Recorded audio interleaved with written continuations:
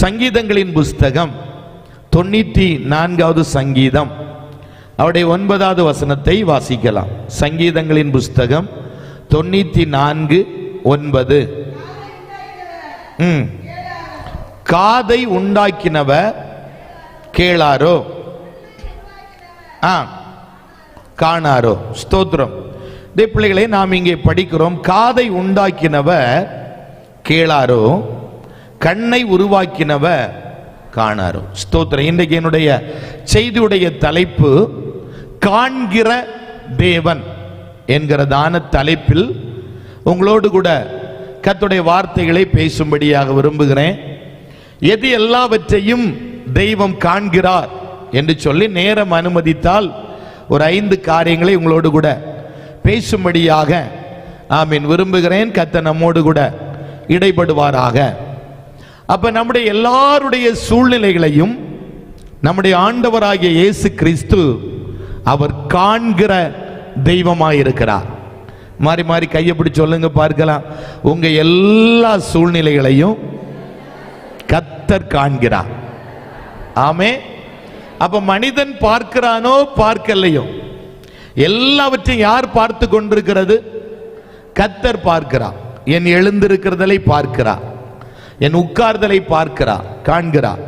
என் நடக்கை, என்னுடைய எல்லா காரியத்தையும் ஆமென் நம்முடைய ஆண்டவராகிய இயேசு கிறிஸ்து அவர் காண்கிற தெய்வமாய் காணப்படுகிறார். இதை நீங்கள் ஆதியாகமத்தின் புஸ்தகம் 16வது அதிகாரம் 13வது வசனத்துல ஆகார் கூட இந்த வார்த்தையை சொல்றாங்க. ஆதியாகமம் 16:13 படிங்க. அப்பொழுது அவள் என்னை காண்பவரை நானும் இவ்விடத்தில் கண்டேன் அல்லவா என்று சொல்லி தன்னோடு பேசின கர்த்தருக்கு நீர் என்னை காண்கிற தெய்வம் என்று பெயரிட்டாள். அப்ப கவனிக்கணும் தேவ பிள்ளைகளே, அவர் நம்மை காண்கிற தெய்வமாய் காணப்படுகிறார். அவர் எல்லாவற்றையும் கண்டுகொண்டே இருக்கிறார். அப்படியானால் எது எல்லாவற்றையும் ஆண்டவர் காண்கிறார்? ஸ்தோத்திரம். முதலாவதாக 2 சாமுவேலின் புஸ்தகம் 23வது அதிகாரம் 5வது வசனத்தை வாசிக்கலாம். 2 சாமுவேலின் புஸ்தகம் 23:5.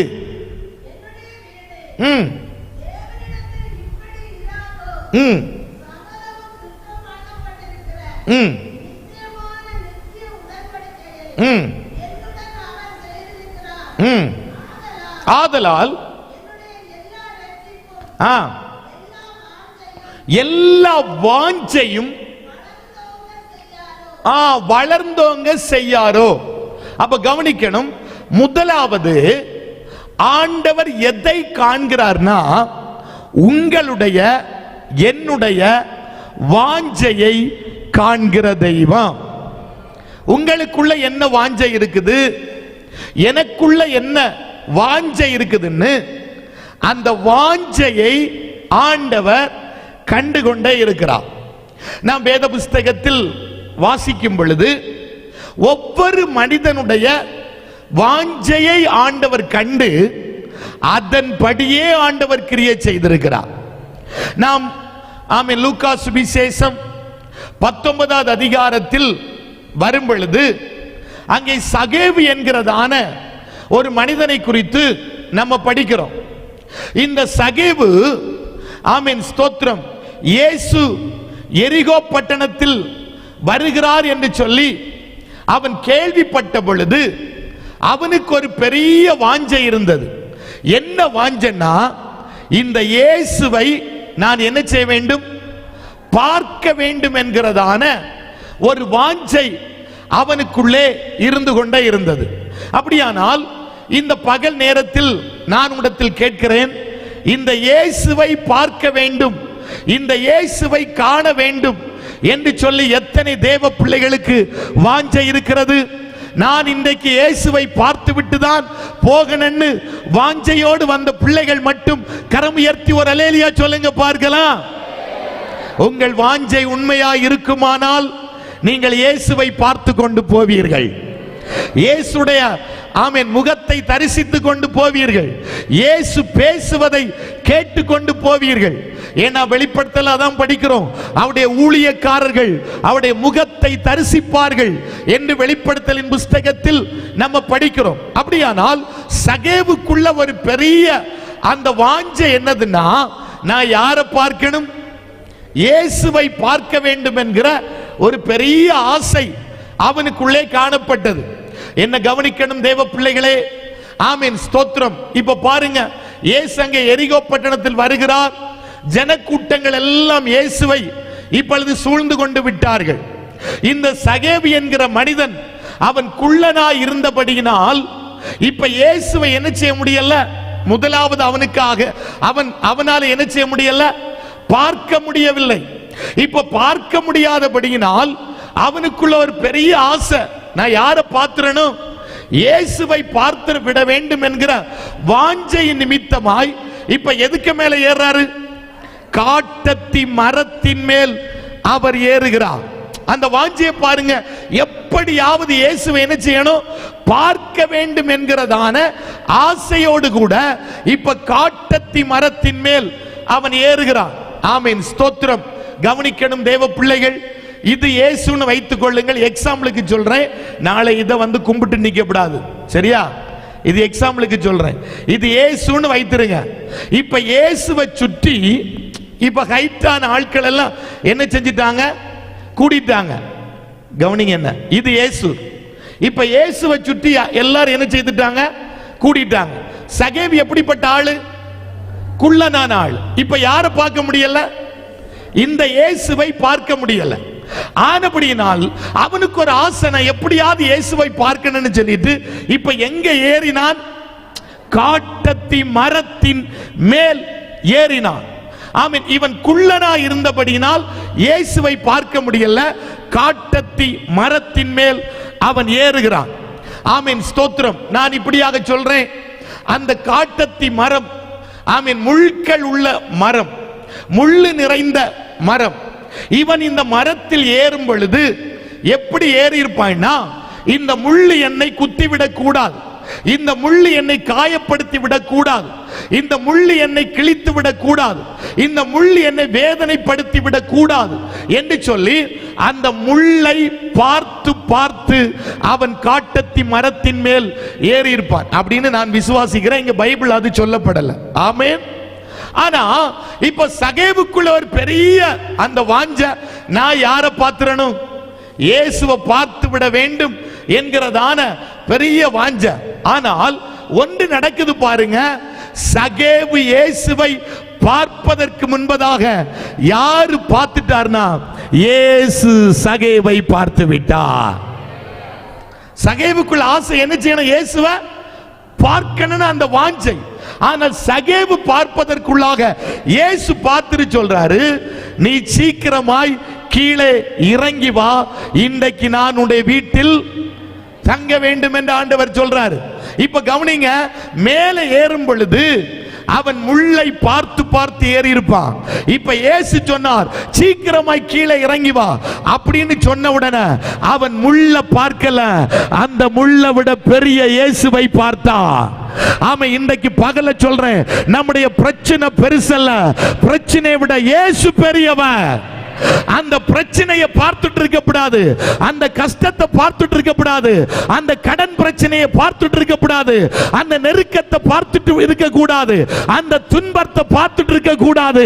அந்த துன்பத்தை விடவும், அந்த பிரச்சனையை விடவும், அந்த வேதனையை விடவும், அந்த கஷ்டத்தை விடவும், அந்த போராட்டத்தை விடவும், அந்த கண்ணீரை விடவும், அந்த நெருக்கத்தை விடவும், அந்த சூழ்நிலையை விடவும் என் இயேசு பெரியவர்.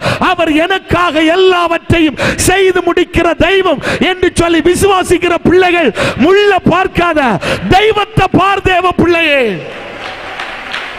ஒருக்கா நல்ல கையை தட்டி, உன் பிரச்சனை பெருசல்ல, அந்த பிரச்சனையை தீர்க்கிற இயேசு பெரியவன். உன் கடன் பிரச்சனை பெருசல்ல, அந்த கடன் பிரச்சனையிலிருந்து மாற்றத்தை தருகிறவன் இயேசு பெரியவன். உன் வியாதி பெருசல்ல, அந்த வியாதியிலிருந்து உனக்கு ஒரு அற்புதத்தை செய்கிற இயேசு பெரியவன். ஆமென். இன்னைக்கு இயேசு ஒன்று பார்த்துட்டு போகணும். அந்த பெரிய தெய்வம் இங்கே உலாவிக் கொண்டே இருக்கிறார். அந்த பெரிய தெய்வம் இங்கே அசைவாடி கொண்டே இருக்கிறார். எத்தனை தேவ பிள்ளைகள் நம்புறீங்க? அந்த பெரிய தெய்வ நம்மத்தில் அசைவாடி கொண்டே இருக்கிறார். அந்த பெரிய தெய்வ நம்மத்தில் எழுந்தருளி இருக்கிறாரு. இன்னைக்கு ஆண்டவர் உங்களை பார்க்கிறாரு. உங்க பிரச்சனைக்கு இன்னைக்கு ஒரு முற்றுப்புள்ளி வர போகிறது. உங்க போராட்டத்திற்கு ஒரு முற்றுப்புள்ளி வர போகிறது. உங்கள் நெருக்கத்திற்கு ஒரு முற்றுப்புள்ளி வர போகிறது. உங்கள் உபத்திரவத்திற்கு ஒரு பெரிய முற்றுப்புள்ளிய கர்த்தர் இன்னைக்கு வைக்க போறாரு. ஏன்னா என் பிரச்சனை பெருசல்ல, என் பிரச்சனை விட இயேசு பெரியவர். ஆமே. கடன் தொல்லையா கதறுகின்ற உன்னை காண்கின்றா, கடன் தொல்லையா கதறுகின்ற உன்னை காண்கின்றா, உன்னுடன் இருந்து நடத்திடுவா, ஒருபோதும் கைவிடா, உன்னுடன் இருந்து நடத்திடுவா, ஒருபோதும் கைவிடா, உன்னை காண்கின்றா, உன் கண்ணீர் துடைக்கின்றா, இயேசு உன்னை காண்கின்றா, உன் கண்ணீர் துடைக்கின்றா, அழவேண்டா அழவேண்டா, அதிசயம் செய்திடுவா, அழவேண்டா அழவேண்டா, அதிசயம் செய்திடுவா, எதிர்காற்றோடு போராட்டமா உன்னை காண்கின்றா, எதிர்காற்றோடு போராட்டமா உன்னை காண்கின்றா, உன் படையில் ஏறுகின்றார், அமைதியை தருகின்றார், உன் படையில் ஏறுகின்றார், அமைதியை தருகின்றார், அழவேண்டா அழவேண்டா, அதிசயம் செய்திடுவார், அழவேண்டா அழவேண்டா, அதிசயம் செய்திடுவார், நோய் நொடியில் வாடுகின்ற உன்னை காண்கின்றார், சொல்லுங்க பார்க்கலாம், நோய் நொடியில் வாடுகின்ற உன்னை காண்கின்றார், நொடி பொழுது சுகம் தந்து உன்னை தேற்றுவார், நொடி பொழுது சுகம் தந்து உன்னை தேற்றுவார், அழவேண்டா சொல்லுங்க, அழவேண்டா, அதிசயம் செய்திடுவார், அழவேண்டா அழவேண்டா, அதிசயம் செய்திடுவார், உன்னை காண்கின்றார், உன் கண்ணீர் துடைக்கின்றார், இயேசு உன்னை காண்கின்றார், உன் கண்ணீர் துடைக்கின்றார்,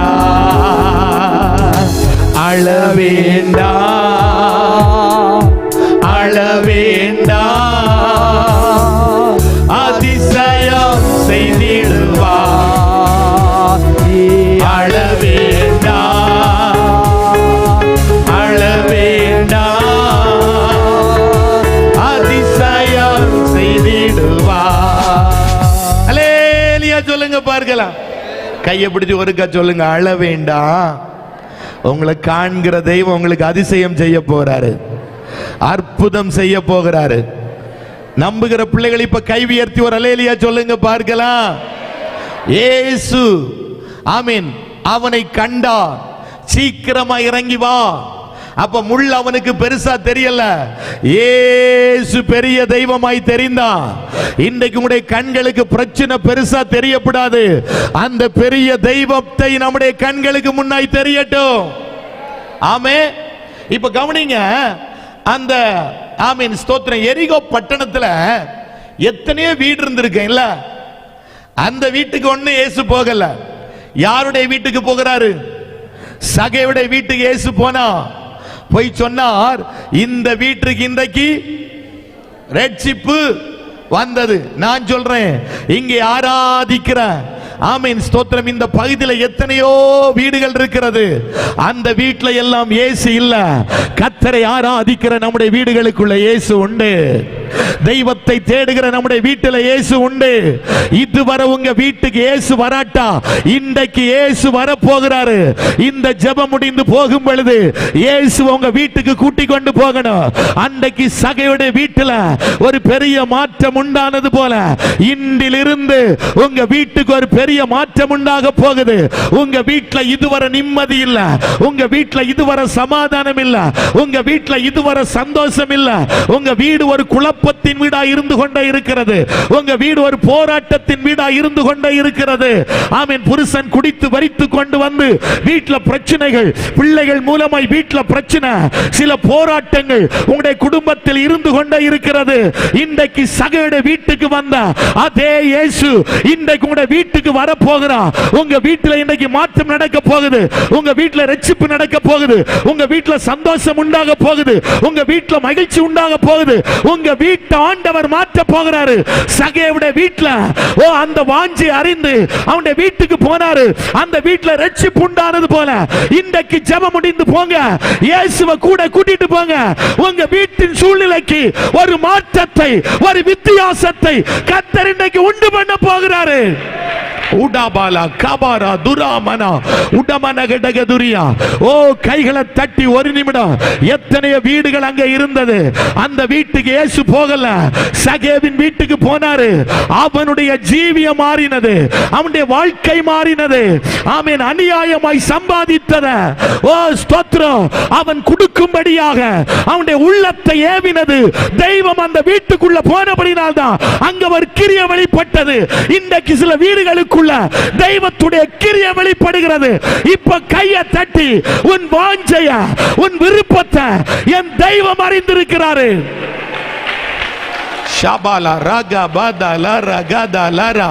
இன்னைக்கு நான் சொல்றேன், ரட்சிப்பில்லாத வீடுகள் ரட்சிப்பு அடையும். இயேசுவை ஏற்றுக்கொள்ளாத வீடுகள் இயேசுவை ஏற்றுக்கொள்ள போகிறார்கள். ஆமீன். அநேக பிள்ளைகள் இயேசுவை ஏற்றுக்கொள்ள போகிறார்கள். அநேக புருஷர் இயேசுவை ஏற்றுக்கொள்ள போறாங்க. உங்க வீட்டின் நிலவரத்தை ஆண்டவர் மாற்ற போகிறார். உங்கள் வீட்டின் சூழ்நிலையை மாற்ற போகிறார். இந்த சத்தத்தை உங்களுடைய வீடுகளுக்குள்ள இருந்து அருமை சகோதரி சகோதரா கேட்டுக்கொண்டே இருக்கலாம். உன் வீட்டில் ஒரு பெரிய வித்தியாசம் உண்டாகிறது. உன் வீட்டுக்குள்ள கிடக்கிற சாபம் வெளியே போகுது, உன் வீட்டுக்குள்ள கிடக்கிற அசுத்தம் வெளியே போகுது, உன் வீட்டுக்குள்ள கிடக்கிற கர்த்தருக்கு பிரியமில்லாத காரியம் இப்போ உன் வீட்டை விட்டு வெளியே போகுது. இயேசு வந்து உன் வீட்டில் வாசம் பண்ண முடியல, இயேசு வந்து உலாவ முடியல. அங்க சில சாபத்தின் கிரியைகள், அங்க சில அசுத்தத்தின் வல்லமைகள் உன் வீட்டுக்குள்ள காணப்பட்டு கொண்டே இருக்கிறது. இப்ப உன் வாஞ்சி அறிகிற தெய்வம் இயேசு என் வீட்டுக்கு வரமாட்டாரோ, இயேசு என் வீட்டுக்கு வரமாட்டாரோ, உன் விருப்பத்தை, உன் வாஞ்சி அறிகிற தெய்வம் இன்றைக்கு உன் வீட்டுக்குள்ள வருகிறாரு. உன் வீட்டின் சூழ்நிலை மாறும், உன் வீட்டின் நிலவரத்தை கர்த்தர் மாற்றுகிறாரு. வீடு நன்மை அனுபவிக்க முடியல, பொருளாதாரம் ஆசீர்வாதமா இல்ல, கையின் பிரயாசங்கள் நன்மையா இல்ல, எல்லாம் வெடிப்புள்ள தொட்டியில போட்டது போல, பொத்தலான பைக்குள்ள போனது போல உன் வீடுல நன்மை வர முடியாதபடி எல்லாம் ஒரு வெறுமையா இருந்து கொண்டே இருக்கிறது. வெறுமை அனுபவித்துக் கொண்டே இருக்கிறார். வீடு ஒரு தரித்திரமாய் காணப்படுகிறது. வீட்டுக்குள்ள ஒரு நன்மையும் இல்ல. இன்றைக்கு நீ விரும்புவாயானால், உனக்குள் வாஞ்சை இருக்குமானால் இயேசுவை இன்னைக்கு கூட கூட்டிட்டு போகணும். நம்முடைய வீட்டின் நிலவரத்தை ஆண்டவர் இன்றிலிருந்து மாற்றி அமைக்க போகிறாரு. நம்முடைய வீட்டின் சூழ்நிலைகளை கர்த்தர் இன்றிலிருந்து மாற்றி அமைக்க போகிறாரு. நீங்க எத்தனை பேர் இந்த வார்த்தையை விசுவாசிக்கிறீங்க, நம்புறீங்கன்னு எனக்கு தெரியல. ஆனால் நான் இங்கே பிரசங்கித்துக் கொண்டிருக்கும் பொழுது ஆவியானவர் தெளிவாய் பேசுகிறத என் ஆவியில நான் உணர்கிறேன். சில வீடுகளுக்குள்ள பெரிய வித்தியாசங்கள் நடக்க போகிறது. இதுவரை சண்டையும் குழப்பமும் அடிதடியும் சமாதானம் இல்லாத தன்மையுமாய் காணப்பட்ட சில வீடுகளுக்குள் பெரிய மாற்றத்தை ஆண்டவர் உண்டு பண்ண போகிறாரு. ஆமென். கையை உயர்த்தி ஒரே ஒரு வார்த்தை சொல்லிருங்க பார்க்கலாம். இன்னைக்கு எங்க வீட்டுக்கு நீங்க வரணும் ஆண்டவரே.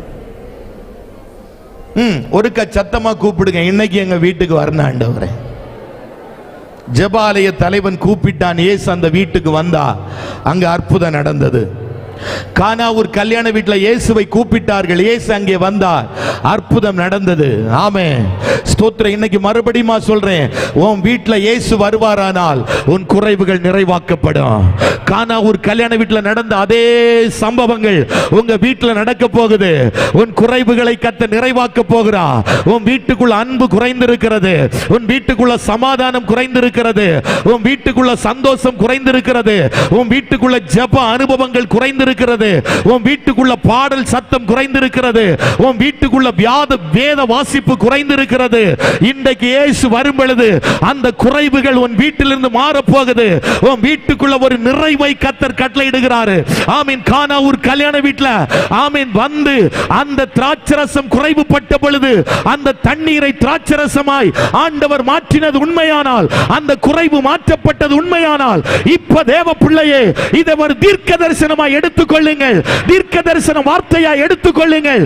உன் குறைவுகளை நிறைவாக்கும்படியாய் உன் வீட்டுக்குள்ள இயேசு வருகிறாரே. ஷபல ரகதுர மனகடகதுரியா. ஜெபாலய தலைவன் வீட்டுக்குள்ள போய் மரித்து கிடந்த பிள்ளைய கர்த்தர் உயிரோடு எழுப்பினா. அங்கே ஒரு அற்புதம் நடந்தது. அங்கே ஒரு அற்புதம் நடந்தது. மருத்துவம் செய்ய முடியல, மருத்துவம் செய்ய முடியல, டாக்டர் செய்ய முடியல. இயேசு மரித்த பிள்ளைய கர்த்தர் உயிரோடு எழுப்பினா. நான் சொல்றேன், சரீர மரணம் அல்ல, உன் ஆவிக்குரிய ஜீவியம் மரித்து கிடக்கலாம். ஆவிக்குரிய அனுபவங்கள் உன் வீட்டுக்குள்ள செத்து கிடக்கலாம். இன்னைக்கு மறுபடியும் அந்த செத்து கிடக்கிற அந்த ஆவிக்குரிய அனுபவங்களை கர்த்தர் மறுபடியும் திரும்பவும் கர்த்தர் உயிர்ப்பிக்கிறார். இப்ப கையை தட்டி ஒரு அபிஷேகத்தின் வல்லமை உன்மேல் பற்றி பிடிக்குது. இப்ப பெற்றுக்கொள், பெற்றுக்கொள். செத்து கிடக்கிற ஆவிக்குரிய அனுபவங்கள் உயிர் பெற்று எழும்புதே. ஷபாலா ராகா பாதா ராகா ரேமா ஹாசே லேமரா துரமா ஹாசே கத்துரானியா உடா ஹத்தலா. உன் ஜெப அனுபவங்கள் வீட்டில் பற்றி பிடிக்குது.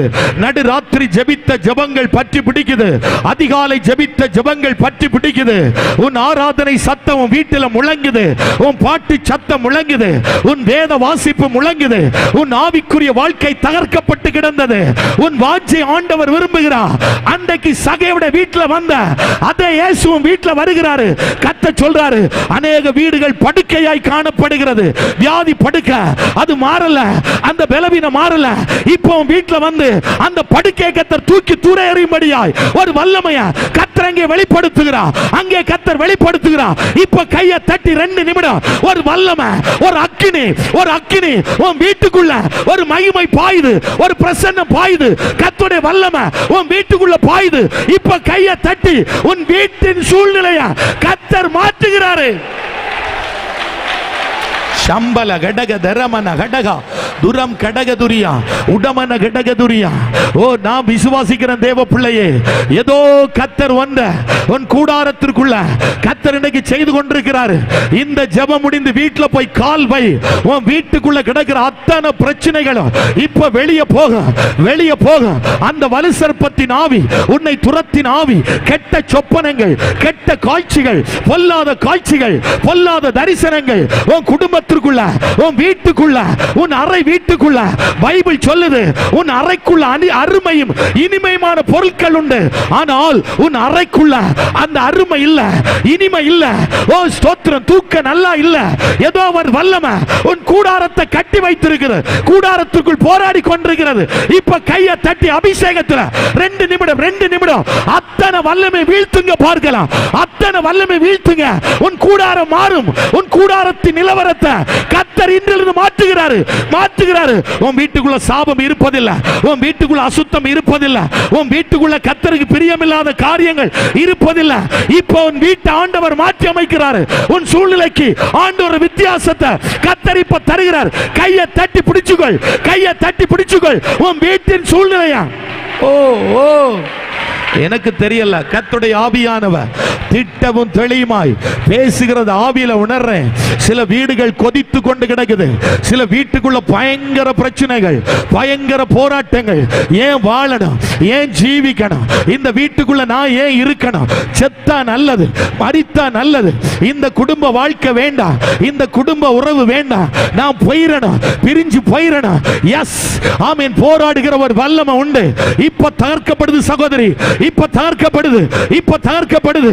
இப்ப ஆவியில நிரம்பி அந்த வல்லமையை வெட்டிரு, அந்த சத்துருவை வெட்டிரு, அந்த பொல்லாத பிசாசை வெட்டிரு. உன் குடும்பத்திற்குள்ள நுழைந்து போராடி உன் வீட்டின் நிம்மதியை கெடுத்து கொண்டிருக்கிற அந்த அசுத்த ஆவியை இப்ப துரத்து. இயேசு உன் வீட்டுக்குள்ள வர்றாரு.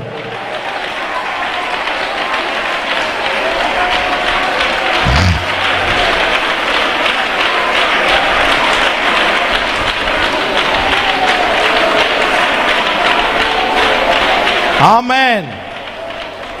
ஒரு அல்லேலூயா சொல்லுங்க. கையை பிடிச்சு ஒருக்கா உலிக்க சொல்லுங்க. உங்க வாஞ்சையை பொறுத்து உங்க வீட்டுக்குள்ள இயேசு வருவா. இயேசு வந்தாலே மாற்றம் தான். அப்ப இயேசப்பா வரணுமா, வர வேண்டாமா? நம்ம எல்லாருடைய வீட்டில் இயேசப்பா வந்து தலைவரா இருக்கணும். இயேசுவே இவ்வீட்டின் தலைவர். ஆமே. நம்முடைய வீட்டின் தலைவர் யார்? இயேசு. சத்தமா சொல்லுங்க. நம்ம வீட்டுக்கு தலைவர் யார்? இயேசு. நான் சொல்றேன் தேவ பிள்ளைகளே, இந்த சகேவுக்குள்ள இருந்த வாஞ்சைய ஆண்டவர் கண்டபடினால்தான் அவனுடைய வீட்டுக்கு ஆண்டவர் போனார். அந்த வீட்டுக்கு ஆண்டவர் வித்தியாசத்தை உண்டு பண்ணினார். அப்ப நம்முடைய வாஞ்சையை பொறுத்து ஆண்டவர் கிரியை செய்கிறார். நம்முடைய வாஞ்சை ஆண்டவர் கண்டு கிரியை செய்கிறார். உன் வாஞ்சையை காண்கிற தெய்வம் இன்றிலிருந்து உங்க வீட்டுக்கு வரப்போகிறாரு. ஓ, உங்கள் வாஞ்சையை பார்க்கிற தெய்வம் இன்றிலிருந்து உங்க வீட்டுக்கு ஒரு மாற்றத்தை ஆண்டவர் உண்டு பண்ண போகிறாரு. ஒருக்கா கூட கையை பிடிச்சு உலிக்க சொல்லிருங்க. உங்க வீட்டுக்கு இன்னிலிருந்து மாற்றம் வரும். கையை பிடிச்சு ஒழுங்க நல்லா சொல்லுங்க. இன்றைக்கு உங்க வீட்டுக்கு மாற்றம் வரும். ஒருக்கா சொல்லுங்க. நம்ம சாதாரணமானவர்கள் அல்ல, நாம் தெய்வத்தை சுமக்கிற கழுதை குட்டிகள். ஆமென். அப்ப நம்ம தெய்வத்தை சுமந்து கொண்டு போறபடினால் நம்ம வீட்டில் போய் இயேசுவை ஆமீன் சுமந்து கொண்டு போய் அங்க விடும் பொழுது அந்த வீட்டுக்குள்ள இருக்கிற அத்தனை பிரச்சனையும் நம்முடைய இயேசப்பா உடைத்தெறிய போகிறாரு. நம்முடைய இயேசப்பா தகர்த்தெறிய போகிறாரு. ஆமீன். அன்றைக்கு கழுதை குட்டியின் மேல ஏறி பவனி போன தெய்வம் இந்த கழுதையாகிய நம்ம ஆண்டவர் தெரிந்தெடுத்திருக்கிறாரு. நம்ம மேல ஏறி நம்முடைய வீட்டுக்கு இயேசு வருகிறார். அவர் வந்தாலே வீட்டுக்குள்ள மாற்றம். நான் இன்னைக்கு தீர்க்க தரிசனமா இந்த வார்த்தையை சொல்றேன். நம்முடைய நிறைய பேருடைய வீடு மாற போகிறது. கையை பிடிச்சு சொல்லுங்க. இந்த வார்த்தையை ஒழுங்கா ஏற்றுக்கொள்ளுங்க. நேற்றைக்கு ஒரு சகோதரி பிரசங்கம் பண்ணாங்க. பாஸ்டர், எங்க சர்ச்சில் வந்து நீங்க பிரசங்கம் பண்ணினீங்க, எனக்கு பிரசங்கம் பண்ண மறந்து போயிட்டு. நீங்க பிரசங்கம் பண்ணி எந்த தீர்க்க தரிசன வார்த்தையை சொல்லிட்டு வந்தீங்களோ அதே போல எங்க சர்ச்சில் நடந்தது. ஆமே. அதே போல நடந்தது. நான் சொல்றேன், வார்த்தையை ஏற்றுக்கொள்ளுங்கள். அந்த வார்த்தையின்படி கர்த்தர் அப்படியே செய்ய போகிறாரு. அப்படியே நடப்பிக்க போறாரு. அப்படியே கர்த்தர் செய்து நிறைவேற்ற போகிறாரு. என்னுடைய வாஞ்சை என்ன, என்னுடைய விருப்பம் என்ன, என் அப்பா கண்டு கொண்டே இருக்கிறாரு. சகேவின் விருப்பத்தை, அந்த வாஞ்சையை கண்ட தெய்வம் உங்க விருப்பத்தை ஆண்டவர் கண்டு அப்படியே கர்த்தர் செய்ய போகிறாரு. ஆமென் சொல்லுங்க. அப்ப சகையுடைய விருப்பம் நான் இயேசுவா பார்க்கணும். அந்த வாஞ்சையை கண்டு இயேசு எங்க போயிட்டாரு? அவன் வீட்டுக்குள்ள போயிட்டாரு. அடுத்த பாருங்க. ஆமென் ஸ்தோத்திரம். சங்கீதங்களின் புஸ்தகம் 84வது அதிகாரம் 2வது வசனத்தை படிங்க. ஆமே, 2வது தாவீது என்கிறதான ஒரு மனிதனுக்கு ஒரு வாஞ்சை இருந்தது. என்ன வாஞ்சை பாருங்க, அங்க சொல்றாரு,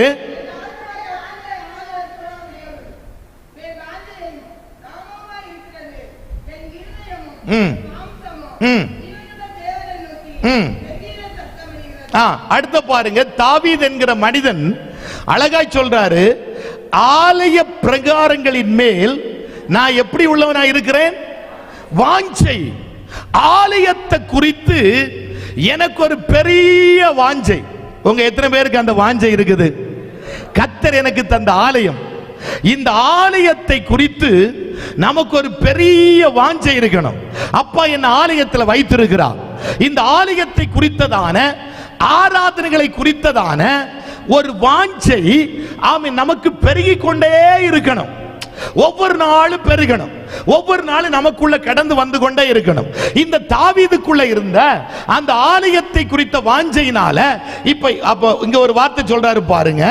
1 நாளாகமத்தின் புஸ்தகம் அவருடைய 29வது அதிகாரம், ஆமீன் ஸ்தோத்திரம், அதனுடைய ஸ்தோத்திரம் 2வது 3வது வசனத்தை நீங்க படிச்சீங்கன்னா, 1 நாளாகமத்தின் புஸ்தகம் அதனுடைய 29வது அதிகாரம், ஆமீன் ஸ்தோத்திரம் 2, 3 வசனத்தை படிங்க பார்க்கலாம். நீங்க அதுக்கு முந்தின வசனத்துல கூட தாவீது சொல்றார், தேவனாகிய கர்த்தருக்கு கட்டும் அரண்மனைன்னு சொல்றாரு. ஆமே, அவருக்கு ஒரு ஆசை இருந்து தெய்வத்திற்கு என்ன கட்டணும், ஆலயம் கட்ட வேண்டும் என்கிற ஒரு ஆசை இருந்தது. ஆனால் அவன் மூலமாய் ஆலயம் கட்டப்பட முடியல. அவன் குமாரனாகிய சாலமோனை கொண்டு கர்த்தர் எதை கட்டுறாரு, ஆலயத்தை ஆண்டவர் கட்டுறாரு. ஆனா தாவீதுக்கு ஆலயத்தின் மேல பயங்கர வாஞ்சை. அந்த வாஞ்சை இருந்தபடினால் இப்ப என்ன சொல்றாரு பாருங்க, படிங்க 2வது வசனத்தில் படிங்க. 1 நாளாகமத்தின் புஸ்தகம், ஆமீன் 29வது அதிகாரம், 1 நாளாகமம் 29, 2, 3 வசனம்.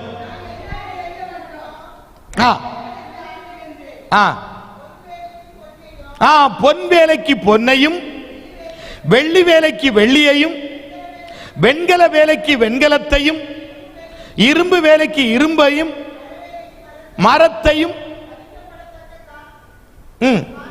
காந்தி உள்ள கற்களையும், விலையேறப்பட்ட சகலவிதமான ரத்தினங்களையும்,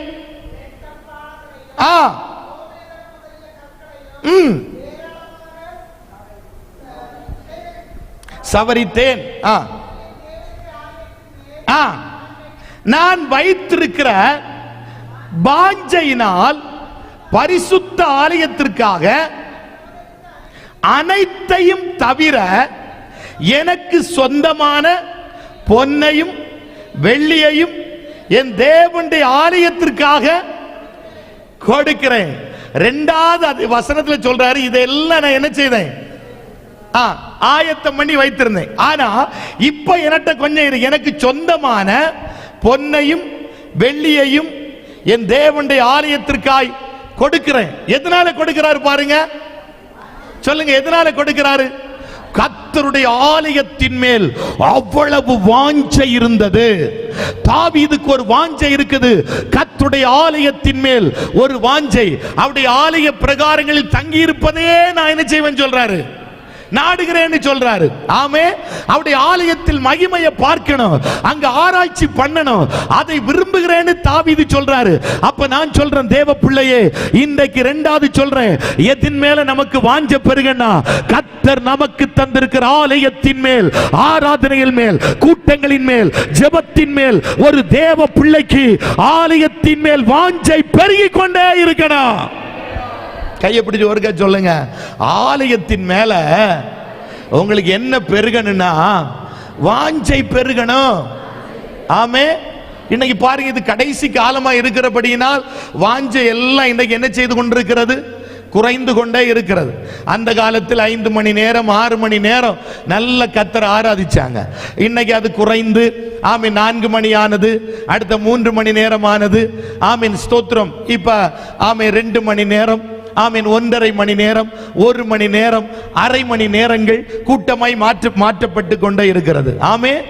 அரை மணி நேரத்தில் என்ன ஆராதனை பண்றாங்கன்னே தெரியல, என்ன பிரசங்கம் பண்றாங்கன்னு தெரியல, என்ன பாட்டு பாடுறாங்கன்னு தெரியல. ஆமென். இன்னைக்கு என்ன குறைந்து கொண்டே இருக்கிறது? எங்க கொஞ்ச நேரம் ஆராதனை இருக்கு அங்க போகணும்னு விரும்புறாங்க. 1 மணி நேரமா அங்க போகணும். இந்த பெந்தேகோஸ்துல போனா ஒரு 3 மணி நேரம் 4 மணி நேரம் நம்மளை பிடிச்சு இருத்திடுவாங்கன்னு அநேகருக்கு கூட்டத்துக்கு வருவதற்கே, ஆலயத்திற்கு வருவதற்கே விருப்பம் இல்லாம இருக்கிறாங்க. ஆராதனை நடத்துற எங்களுக்கு 3 மணி நேரம் திகையல்ல. ஆமே.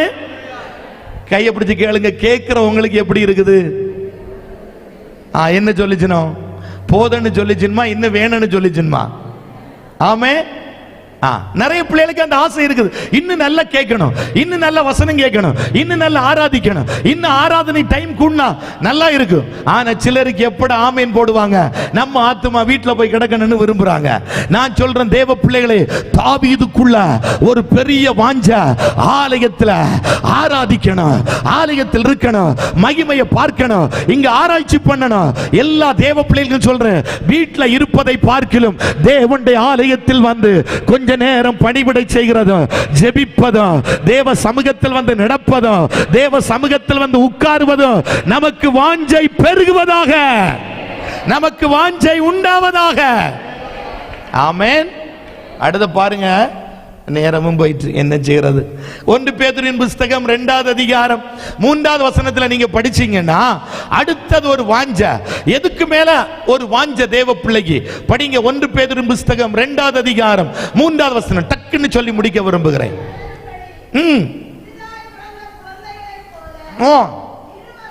திருவசனமாகிய களங்கமில்லாத ஞான பாலின் மேல் வாஞ்சையா இருக்கணும். அப்ப அடுத்த சொல்றேன், ஆமீன். கையை பிடிச்சவங்க வசனத்தின் மேல, நான் சொல்லுங்க, வசனத்தின் மேல வாஞ்சையா இருக்கணும். எங்க பாஸ்டர் எல்லாம் நல்ல வசனம் பேசணும். ஆமே. இன்னைக்கு பாருங்க, கட்டுக்கதை, ஜோக்கடிப்பு, கும்மாளம், கூத்து, என்ன இல்ல சர்ச்சுக்குள்ள? என்ன இல்ல? வசனம் இல்ல, வார்த்தை இல்ல. ஆமே. நம்ம நிறைய பேர் அதான் விரும்புகிறோம். இவர் வந்தா கொஞ்ச நேரம் என்டர்டைன்மெண்டா இருக்கும், கொஞ்ச நேரம் போகும், பொழுதுபோக்கா இருக்கும், கொஞ்ச நேரம் சிரிப்பு காட்டுவாரு. நான் சொல்றேன், அந்த சிரிப்பு அந்த நேரத்தில் நின்று விடும், ஆனால் உணர்வு நிற்கவே நிற்காது. வசனத்திலிருந்து வருகிற வெளிப்பாடுகள், வசன வெளிப்பாடுகள் நமக்குள்ள ஒரு உணர்வை தட்டி எழுப்பி கொண்டே இருக்கும். ஒரு தேவ மனிதன் வந்து நம்ம சிரிக்க வைத்தா அந்த நிமிடம் சிரிப்பு போயிடும். இந்த கூடாரத்தை விட்டு வெளியே போகும்பொழுது சிரிப்பு போயிடும். ஆனா வசனத்தின் மூலமாய் வருகிற அந்த உணர்வும் அந்த வெளிப்பாடுகளும் அந்த தேவ சத்தமும் அது என்ன இன்னும் தட்டி எழுப்பி கொண்டே இருக்கும். என்ன இன்னும் உணர்வுள்ளவனாய் அது மாற்றிக்கொண்டே இருக்கும். அப்ப ஆலயத்தில் வெளிப்பட வேண்டியது சிரிப்பல்ல, ஜோக்கடிப்பல்ல, தமாசடிப்பல்ல. ஆமென். ஸ்தோத்திரம். அதல்ல, இதல்ல. வசனம் சபையில் வெளிப்படணும், வார்த்தை வெளிப்படணும், வசனத்தின் மேல் ஜனங்கள் ஆசையா இருக்கணும். ஆமே. அநேகர் எதை விரும்புறாங்கன்னா கட்டுக்கதைகளை விரும்புறாங்க. ஆமென். தனக்கு சுய இஷ்டமான போதகர்களை தெரிந்து கொள்றாங்கன்னு பைபிள் சொல்லுது. ஆனா நான் சொல்றேன் தேவ பிள்ளையே, அந்த வசனத்தின் மேல் ஒரு தேவ பிள்ளைக்கு வாஞ்ச பெருகிட்டே இருக்கணும். கர்த்தர் இன்றைக்கு என்னோடு பேசணும், கர்த்தர் இன்றைக்கு என்னோடு இடைப்படணும். அந்த வார்த்தை மழையாய் பனியாய் என் மத்தியில பொழிந்து வரணும். அந்த வார்த்தைக்கு நான் முக்கியத்துவம் கொடுக்கணும். களங்கம் இல்லாத ஞான பாலின் மேல் நான் வாஞ்சை உள்ளவனாய் நான் காணப்பட வேண்டும். அந்த வாஞ்சையோடு விருப்பத்தோடு ஒவ்வொரு கூட்டத்திற்கும் ஜெபித்துக் கொண்டு வருவீங்க, கர்த்தர் உங்களோடு பேசிக்கொண்டே இருப்பாரு. வாசனை வெளிப்பட்டு கொண்டே இருக்கும். நிறைய தேவ பிள்ளைகள் சொல்றதை கேட்டிருக்கிறேன். பாஸ்டர், எங்க சர்ச்சு பெரிய சர்ச்சு பாஸ்டர், ஆனா எங்க சர்ச்சில் வசனம் இல்ல பாஸ்டர், வசனம் வெளிப்படல. ஆமீன். ஸ்தோத்திரம். நான் சொல்றேன் தேவ பிள்ளைகள், ஒவ்வொரு தேவ பிள்ளைகளும் வசனத்தின் மேல் அவ்வளவு வாஞ்சா இருக்கணும். நீங்க இருந்த பாருங்க, அப்போஸ்தலர் நடவடிக்கைகளின் புஸ்தகம் 17வது அதிகாரம். ஆமீன். அங்கே படிக்கும் பொழுது அப்போஸ்தலர் நடவடிக்கைகளின் புஸ்தகம் 17வது அதிகாரம் அடைய, ஆமீன். ஸ்தோத்திரம். 10-11 வசனத்தை எல்லாருக்கும் தெரிந்த வசனம் தான், நீங்க படிங்க பார்க்கலாம். அந்த பட்டணத்தார் மனோவாஞ்சையாய். கையை பிடி சொல்லுங்க பார்க்கலாம். எப்படி வசனம் கேட்கணும்னா, முடிக்க மாட்டாரா முடிக்க மாட்டாரான்னு கேட்கக்கூடாது. எப்படி கேட்கணும்? கையை பிடி சொல்லுங்க. எப்படி கேட்கணும்? மனோவாஞ்சையாய். வசனம் எப்படி கேட்கணும்? மனோவாஞ்சையாய். வசனத்தை ஏற்றுக்கொண்டு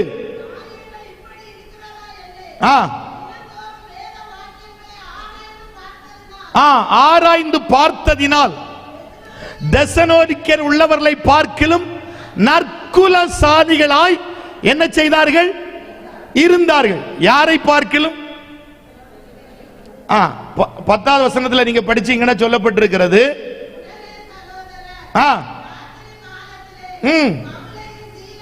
சீலாவையும் பெரேயா பட்டணத்துக்கு அனுப்பிவிட்டார். அவர்கள் அங்கே சேர்ந்து யூதருடைய ஜெப ஆலயத்திற்கு போனார்கள். ஆமென். யாரு வசனத்தை மனோவாஞ்சை கேட்டது? அந்த பட்டணத்தா. எந்த பட்டணத்தா? பெரேயா பட்டணத்தா. ஆமே. கேட்டபடியினால் அவர்கள் தெசலோனிக்கேல உள்ளவர்களை பார்க்கலும் எப்படியாய் மாறினார்களாம்?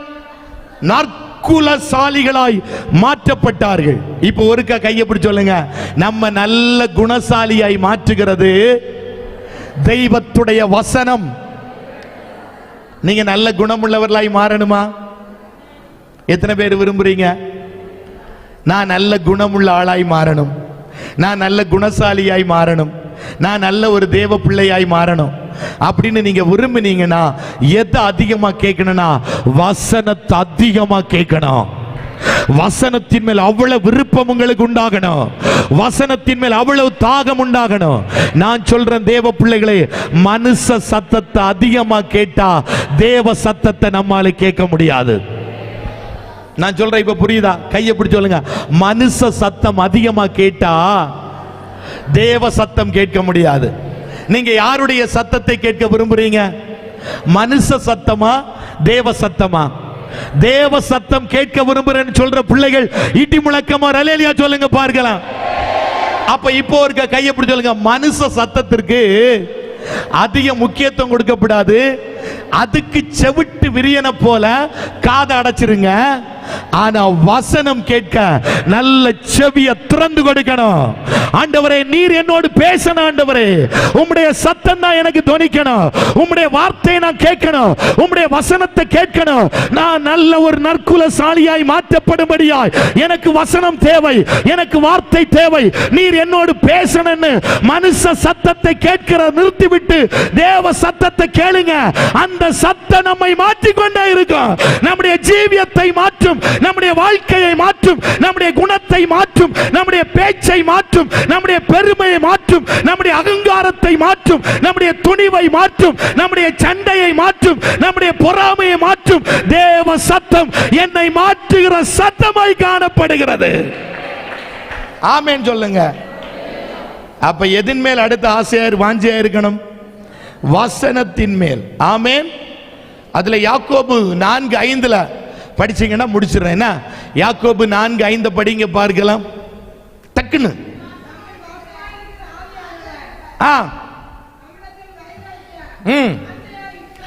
வைராக்கிய வாஞ்சையா இருக்கிறார் என்று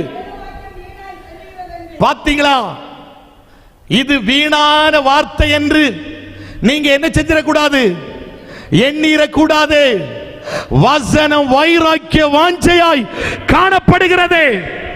வார்த்தை வீணல்ல, வசனம் வீணல்ல தேவ பிள்ளையே. அந்த வசனம் உண்மை உள்ளது. ஆமென். அப்ப வசனத்தின் மேல் வாஞ்ச. அடுத்த பாருங்க, யோபு சொல்றாரு. யோபுக்கு ஒரு வாஞ்சை இருந்தது. யோபின் புஸ்தகம் 19வது அதிகாரம் 27 4வது சொல்றேன். யோபின் வாஞ்ச. ஆமென். யோபின் புஸ்தகம் 19:27. அவரை நானே பார்ப்பேன், அந்நிய கண்களினால் அல்ல, என் சொந்த கண்ணே. அவரை காணும் இந்த வாஞ்சையால் என் உள்ளம் திரியங்கள் எனக்குள். கவனிக்கணும், ஒரு ஆசை இருக்குது. எனக்கு உண்டான தோல் முதலான எல்லாம் அழுகி போனாலும் எல்லாம் நஷ்டப்பட்டு போனாலும் ஒரே ஒரு வாஞ்சை யோபுக்குள்ள இருக்குது. என்ன வாஞ்ச? அந்நிய கண்கள் அல்ல, என் சொந்த கண்ணே அவரை காணும் என்கிற ஒரு வாஞ்சை யோபுக்குள்ள காணப்பட்டது. அதை நீங்க 7வது அதிகாரம் 7வது வசனத்துல நீங்க படிச்சீங்கன்னா, இந்த அதிகாரத்துல யோபு தன் துயரத்தை சொல்லுகிறார். அந்த துயரத்தை அங்க பாடுறார், சொல்லி முழங்குறார். சொல்லிட்டு சொல்றார், என் கண்கள் இனி நன்மையை காண போகிறது இல்லைன்னு யோபு சொல்றாரு. ஆனா இங்க வரும் பொழுது சொல்றாரு, ஆமே என் கண்கள் ஆமேன் அவரை காணும் என்கிற வாஞ்சை எனக்குள்ள இருந்து கொண்டே இருக்கிறது. அப்ப இன்றைக்கு பகல சொல்றேன், உங்கள் கண்கள் சில நன்மையை காணும். எத்தனை பேர் தேவ பிள்ளை இதை நம்புறீங்க? என் கண்ணு நன்மையானதை பார்க்கும், என் பிள்ளைகளுடைய நல்ல காரியத்தை என் கண் காணும், என் பிள்ளையுடைய திருமணத்தை என் கண் காணும், என் பிள்ளைகளுடைய கற்பத்தின் கனிய என் கண் காணும். ஆமென், ஸ்தோத்திரம். என் பிள்ளைக்கு ஒரு வேலை கிடைக்கும், அதை என் கண் காணும். நான் ஒரு வீட்டை கட்டுவேன், அதில் கட்டி சந்தோஷமா குடியிருப்பேன், அதை என் கண்கள் காணும். எத்தனை பேருக்கு அந்த வாஞ்சை இருக்குது? சில நன்மைகளை என் கண்கள் காணும். என் பிள்ளைகள் தேசத்தில் ஆசீர்வாதமாக இருப்பத என் கண்கள் காணும். என் பிள்ளைகள் வாகனத்தில் பிரயாணம் பண்ணுவத என் கண்கள் காணும். இப்ப நடந்து போகிறேன், ஒரு நாளை கர்த்தர் வைத்திருக்கிறார். அந்த நாள் சில நன்மைகளை கர்த்தர் எனக்கு தரப்போகிறாரு, அதை என் கண்கள் காணும். யோபு சொல்றாரு, என் கண்கள் சிலதை காணும் என்கிற வாஞ்சை எனக்குள்ள இருந்து கொண்டே இருக்கிறது. அப்ப இன்றைக்கு பகல்ல சொல்றேன், முதலாவது ஒரு ஆமென் காரியத்தை கர்த்தர் காண்கிறார். என்ன காண்கிறார்னா, என் வாஞ்சையை ஆண்டவர் காண்கிறார். இங்க பிரசங்கம் பண்ற என்னுடைய வாஞ்சையை ஆண்டவர் காண்கிறார். இந்த சத்தத்தை கேட்டுக்கொண்டிருக்கிற தேவ பிள்ளைகளுடைய அந்த காரியத்தை கர்த்தர் கண்டு கொண்டே இருக்கிறார். அந்த வாஞ்சையை கர்த்தர் காண்கிறாரே. ஆமென். ஒருக்கா கூட சொல்லிருங்க, உங்க வாஞ்சை ஆண்டவர் பார்த்து அதன்படி ஆண்டவர் அற்புதம் செய்ய போகிறார். இரண்டாவது, என் பலவீனத்தை காண்கிற தெய்வம். ஆமென். யோவான் 5:6 படிக்கும் பொழுது, படுத்திருக்கிற அவனை இயேசு கண்டு வெகு காலமாய் வியாதியஸ்தன் என்று அவனை அறிந்து அவனுக்கு ஆண்டவர் சுகத்தை கொடுத்தார். இப்ப இந்த வார்த்தை கவனிங்க, நீங்க வெகு காலமாய் வியாதியஸ்தன் என்பதை கர்த்தர் அறிந்திருக்கிறார். நம்முடைய உள் உறுப்புகளை நமக்கும் தெரியாது, மருத்துவர்களுக்கும் தெரியாது. அவங்க ஸ்கேன் பண்ணலாம், எக்ஸ்ரே பண்ணலாம், ஆமா எக்கோ பண்ணலாம். ஆனா உள்ள கிடக்கிறது என்னன்னு அவர்களுக்கு தெரியாது. ஏசப்பாவுக்கு தெரியும். என் வயிற்றுக்குள்ள என்ன இருக்குது, என் கிட்னிக்குள்ள என்ன இருக்குது, என் லிவருக்குள்ள என்ன இருக்குது, என் குடலுக்குள்ள என்ன இருக்குது, எல்லாவற்றையும் அறிந்தவர் யார்தான்? இயேசு. அப்ப இன்னைக்கு சொல்றேன், நம்முடைய பலவீனத்தை அவர் காண்கிறார். அந்த பலவீனத்தில் இருந்து ஆண்டவர் இன்னைக்கு ஒரு சுகத்தை தர போகிறாரு. இந்த வார்த்தையை இப்ப உலுக்கி, கையை உலுக்கி சொல்லுங்க பார்க்கலாம். நெட்டு காலமாய் நீங்கள் வியாதியஸ்தன் என்பதை கர்த்தர் கண்டிருக்கிறாரு. இன்றைக்கு அற்புதம் செய்ய போகிறாரு. இன்றைக்கு ஒரு சுகத்தை ஆண்டவர் தர போகிறாரு. அவருடைய தழும்புகளினால் சுகமானீர்கள். அந்த தழும்புள்ள கரத்தை ஆண்டவர் இப்ப வைக்க போகிறாரு. அந்த தழும்புள்ள கரம் இப்பொழுது நீட்டப்பட போகிறது. உன் பலவீனத்தில் இருந்து, உன் வியாதியில் இருந்து இப்ப இயேசு ஒரு அற்புதத்தை செய்கிறாரு. இப்ப நம்பினா கை தட்டி ஒருக்கா கர்த்தரை மகிமைப்படுத்துங்க பார்க்கலாம். யாத்திராகமம் 15:26 சொல்றாரு, நானே உன் பரிகாரியாகிய கர்த்தர். ஆமென். இன்றைக்கு உங்களுக்கு நல்ல பரிகாரத்தை ஆண்டவர் செய்யும்படியாக உன் வியாதியை இயேசு காண்கிறார். இப்ப இயேசு அற்புதம் செய்கிறாரு. ஆமென், ஆமென். மூன்றாவது, ஸ்தோத்திரம். யாத்ராகமத்தின் புஸ்தகம் 3:9, நீங்கள் ஒடுக்கப்படுகிறதை கர்த்தர் காண்கிறார். இஸ்ரவேல் ஜனங்கள் மிகவும் என்ன செய்தார்கள்? ஒடுக்கப்பட்டார்கள். அப்ப நான் சொல்லி முடிக்கிறேன் தேவ பிள்ளைகள், நிறைய பேசணும் இதுல எல்லாம், நேரம் போயிட்டு. ஆமே.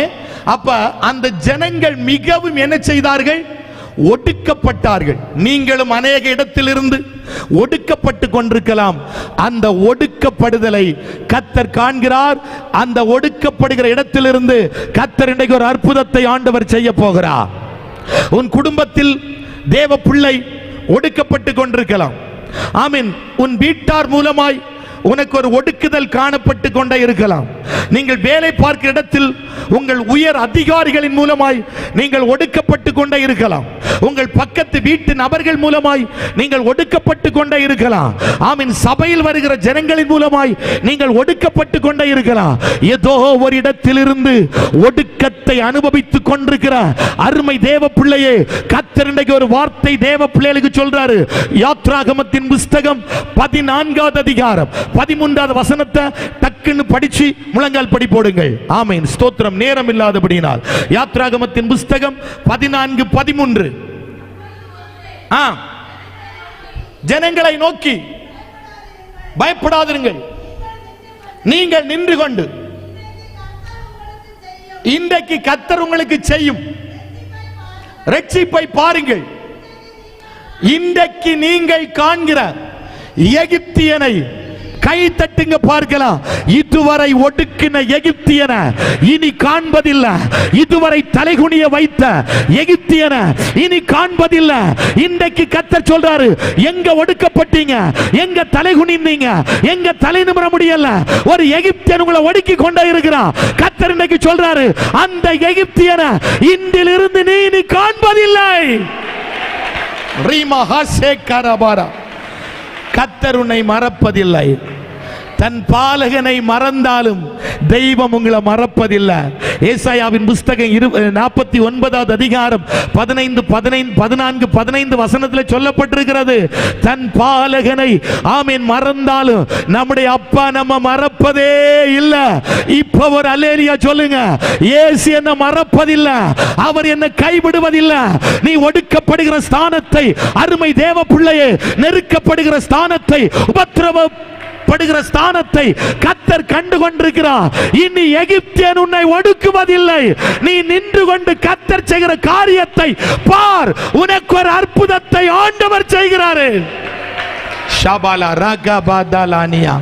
1 சாமுவேல் புஸ்தகம் 1:11 உன் சிறுமையை ஆண்டவர் பார்க்கிறார். அன்னாளின் சிறுமையை ஆண்டவர் கண்டு அன்னாளின் சிறுமையிலிருந்து ஒரு மாற்றத்தை ஆண்டவர் கொடுத்தது போல உன் சிறுமையை ஆண்டவர் மாற்றி ஒரு அற்புதத்தை ஆண்டவர் செய்ய போகிறார். முதலாவது கர்த்தர் எதை காண்கிறார்? உன் வாஞ்சை ஆண்டவர் காண்கிறார். இரண்டாவது தேவ பிள்ளையை எதை காண்கிறார்? நம்முடைய பலவீனத்தை ஆண்டவர் காண்கிறார். மூன்றாவது ஆண்டவர் எதை காண்கிறார்? நான் ஒடுக்கப்படுகிறதை ஆண்டவர் காண்கிறார். நான்காவது எதை ஆண்டவர் காண்கிறார்? என் சிறுமையை ஆண்டவர் காண்கிறார். நம்மை காண்கிற ஒரு தெய்வம் உண்டு, உங்களுக்கு அற்புதம் செய்ய போகிறார். ஒரே ஒரு நிமிடம் முழங்கால் படி போற்றுங்கள் பார்க்கலாம். ஒரே ஒரு நிமிடம். ஆண்டவரே, என்னை கண்டு எனக்கு ஒரு அற்புதம். ஒரே ஒரு நிமிடம் உங்க கரங்களை ஒரு நிமிடம் உயர்த்திருங்க, நான் முடிச்சிடுறேன். ஒரு நிமிடம் உங்களுடைய கரங்களை உயர்த்துங்க. போராடுகிற, கஷ்டப்படுகிற உன்னை ஆண்டவர் காண்கிறார். தெய்வ பிள்ளை,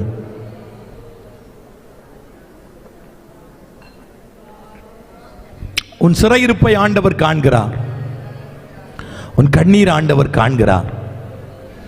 உன் பிள்ளைகளின் சூழ்நிலைகளை ஆண்டவர் காண்கிறார். என்ன காண்கிற தெய்வம் எனக்கு ஒரு அற்புதம் இன்றைக்கு செய்கிறார்.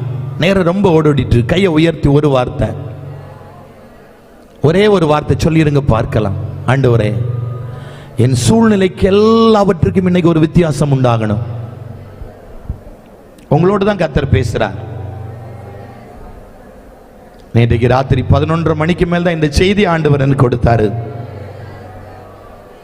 அப்ப ஒன்னு தெளிவா நான் உணர்றேன், கர்த்தர் தேவ பிள்ளையோடு சபையோடு கர்த்தர் பேசுவது உண்மையானால் உன்னை காண்கிற தெய்வம் இங்கே உலாவிக் கொண்டே இருக்கிறாரு. உன் சூழ்நிலைக்கு வித்தியாசத்தை ஆண்டவர் இன்றைக்கு உண்டாக்க போறாரு.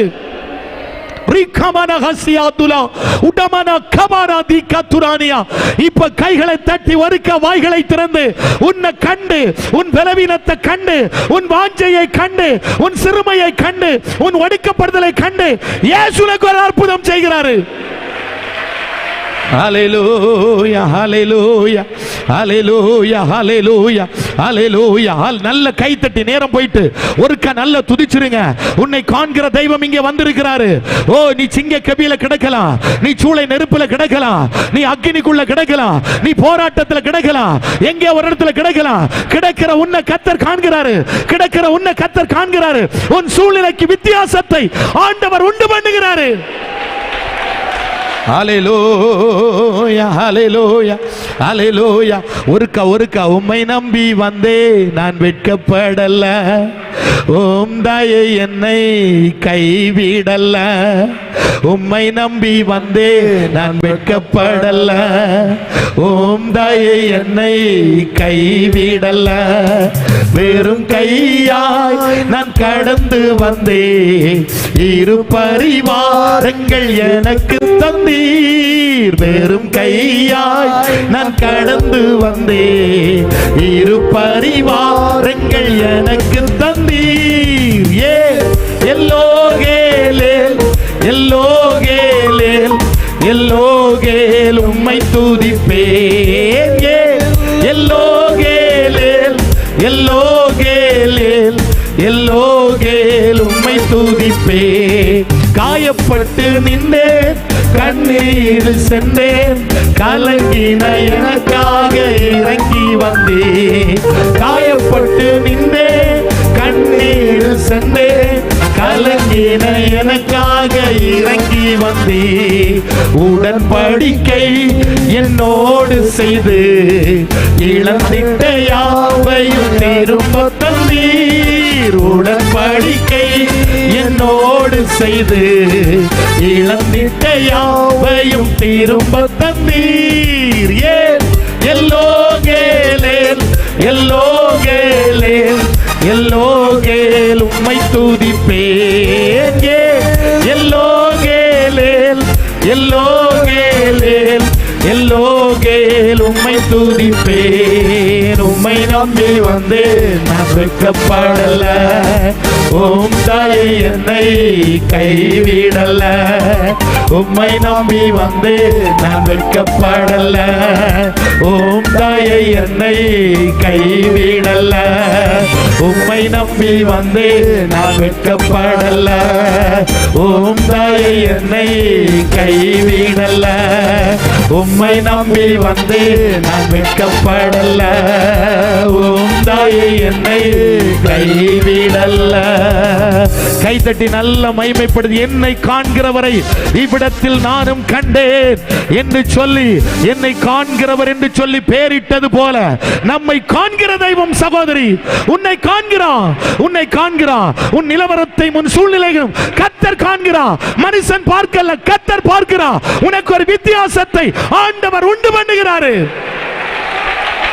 நன்றி ஆண்டவரே, பேசின வார்த்தைகளுக்காய் நன்றி, பிள்ளைகளோடு இடைப்பட்டதற்காய் நன்றி. காண்கிற தெய்வம் 4 காரியங்களை குறித்து கர்த்தர் பேசினீர். என் வாஞ்சையை கர்த்தர் காண்கிறீர் ஆண்டவர், பலவீனத்தை ஆண்டவர் காண்கிறீர் தகப்பனே, ஒடுக்கப்படுதலை காண்கிறீர் தகப்பனே, என் சிறுமையை கர்த்தர் காண்கிறீர்.